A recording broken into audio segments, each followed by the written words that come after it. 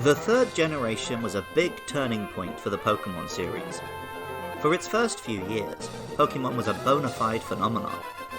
That began to die down after Gold and Silver. Ruby and Sapphire were the games to determine if the franchise was a one-and-done fad or something with real staying power. Many of the original fans, who like me were 8 years old when Red and Blue launched, were entering their teens when Ruby and Sapphire came out, and in that period of their lives when they think Pokemon isn't cool anymore. Even though I did play these games, and for hundreds of hours mind you, this generation might be the one for which I have the least nostalgia. Most of my real-life friends had grown out of Pokemon, and I hadn't yet discovered online Nintendo communities. Still, there were 135 new Pokemon to meet, in a colourful world on the GBA and GameCube, with interesting references to real-world Japanese history, the environment, and various mythologies. I might not have appreciated these monsters at the time, but I'm going to have a lot of fun getting to know them with you here and now. I'm Luke Summerhays, and I love Treecko.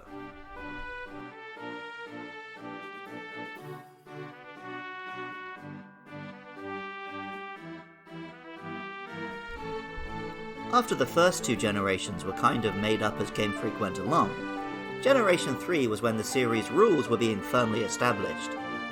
That includes the 3 starting monsters, with grass, water and fire typings that each follow certain themes. With grass Pokemon starters, the series charts the evolution of life on Earth. Bulbasaur was a frog or an early lizard, Chikorita was a sauropod dinosaur, and Treecko, particularly in its evolved forms, is a theropod dinosaur. These dinosaurs are still with us today. We call them birds.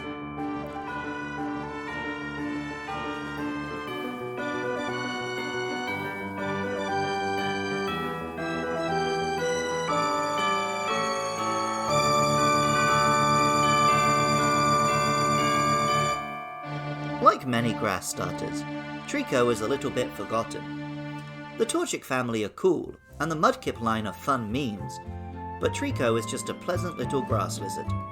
With big cute eyes and a rounded snout, Treecko is a little bit humanoid. It almost seems like a Disney or Looney Tunes incarnation of a gecko.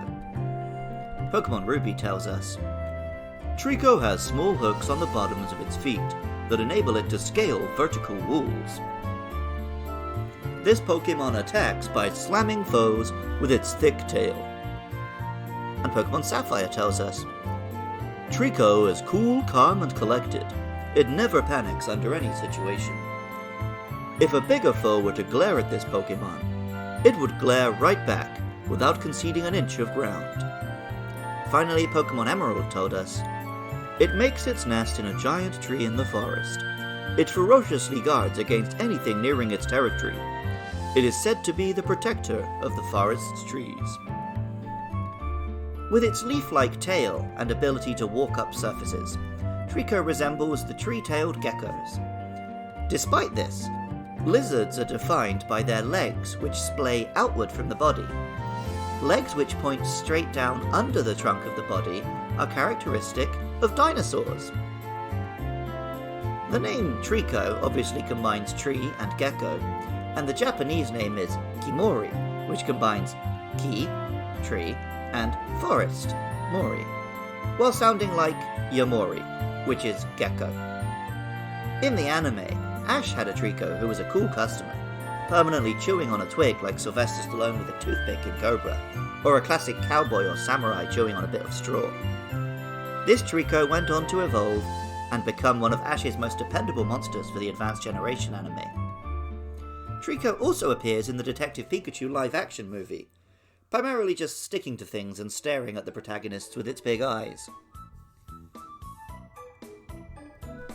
I never chose Treecko as my starter, either in the original Game Boy Advance games or when I replayed through Omega Ruby and Alpha Sapphire, but I've always respected the monster. A friend of the show, Andrew Wright, got in touch to say why you should respect Treecko too.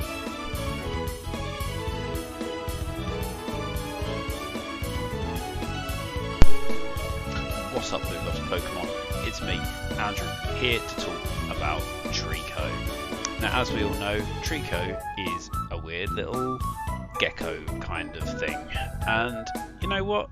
He's alright, and that's something that I think is quite important, because grass types, you know, I find that they're rarely all that exciting, and you know, compared to fire, which, you know, it's fire. I mean, what's better than grass?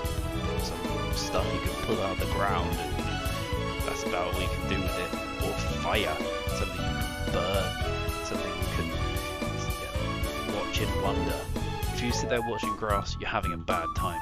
So it's already on the back foot. And then water, you know, you've got waterfalls, you know, you've got storms, all very exciting. Whereas, you know, grass, once again, blows a little bit in the wind, but it's a bit boring. But, you know, Treecko really tries his best here. He doesn't just accept that he's just, you know, a flower or something. He's a cool gecko creature, and you know, he's got a bit of sass to him. You know, this guy, he's not just your generic run-of-the-mill everyday Pokemon. He's got something special to him, and that's why we respect Treecko. He's not just gonna be some grass type that's there to fill out the roster. This guy's here and he means business. That's why we'll always have some respect for Treecko. At level 16, Treecko evolves into Grovile. Grovile is much more dinosaurian than Treecko, hunched and raptor-like. It's one of the cooler middle evolutions, with a nicely monstrous look that still looks like a living thing. Pokemon Ruby tells us, the leaves growing out of Grovile's body are convenient for camouflaging it from enemies in the forest. This Pokemon is a master at climbing trees in jungles. Pokemon Sapphire tells us, this Pokemon adeptly flies from branch to branch in trees. In a forest, no Pokemon could ever hope to catch a fleeing Grovile, however fast they may be. Pokemon Emerald says, leaves grow out of this Pokemon's body. They help obscure a Grovile from the eyes of its enemies, while it is in a thickly overgrown forest. While Fire Red and Leaf Green just gives us some hints on Grovile's gym habits. Its strongly developed thigh muscles give it astounding agility and jumping performance. This camouflaged tree-hopping hunting behavior reminds me of the Predator from those science fiction movies, or the Velociraptors in the Jurassic Park series. Clever girl, indeed. The name Grovile combines grove, as in a grove of trees, with reptile. The Japanese name is Sceptile, obviously using jungle instead of grove. At level 36, Grovile finally evolves into Sceptile. Sceptile is a bigger and bulkier, almost leaning into kaiju territory rather than believable dinosaur, beast of a monster. Its tail has grown to look like a full branch, and along its back are yellow seeds. Pokemon Ruby tells us, the leaves growing on Sceptile's body are very sharp-edged. This Pokemon is very agile. It leaps all over the branches of trees and jumps on its foe from above or behind. Pokemon Sapphire says, Sceptile has seeds growing on its back. They are said to be bursting with nutrients that revitalize trees. This Pokemon raises the trees in a forest with loving care. And Pokemon Emerald says, in the jungle, its power is without equal. This Pokemon carefully grows trees and plants. It regulates its body temperature by basking in sunlight. The name Sceptile combines reptile with Scepter, as this is the king of the forest. The Japanese name is Jukai, from Jukai, which just means abundant leafage. Sceptile is a fast, hard-hitting monster, but with the grass typing having so many weaknesses, it's a bit of a glass cannon, or grass cannon, if you will. In the 6th generation, it gained a Mega evolution. Mega Sceptile is bigger and meaner, with a tail that now almost resembles a whole Christmas tree. It can even shoot the tail off like a rocket, a fun twist on lizards removing their tails to escape predators. Any Spider-Man fan worth their webs knows all about lizards regrowing their body parts.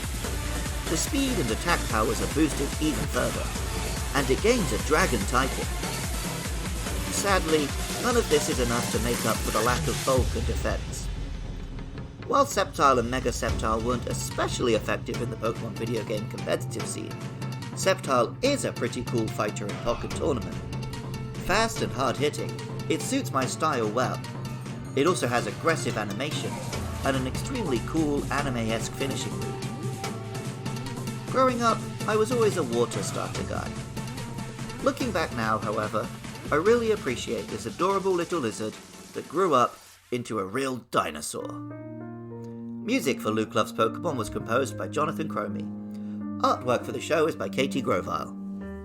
If you've enjoyed this podcast and want to help keep it online, please consider supporting at patreon.com/podcastio-podcastius. And while you're there, why not check out the other podcasts me and my pals create? I love it when listeners get in touch. Hit me up on Twitter or Facebook at LukeLovesPKMN.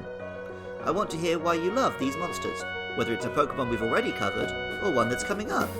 Next, of course, are Mudkip and Torchic, so please let me know your thoughts on those.